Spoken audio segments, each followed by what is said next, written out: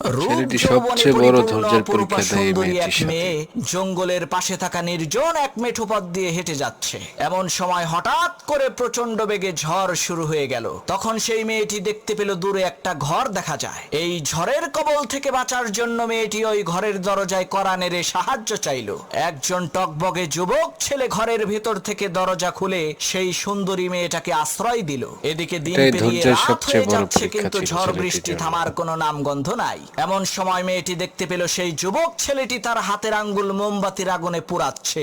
এই দৃশ্য দেখে ছেলেটি মেয়েটি পাপ থেকে প্রচন্ড দূরে থাকার পরিমাণে জন্য আশ্চর্য হয়ে আঙ্গুলগুলো বলতে আগুনে লাগলো, হায় হায় পোড়াচ্ছিল। সর্বনাশ, এটা কি মানুষ নাকি অন্য কিছু?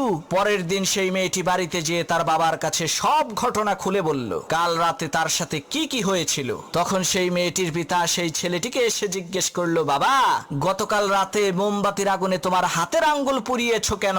তখন সেই ছেলেটি বলতে লাগলো, চাচা, প্রচন্ড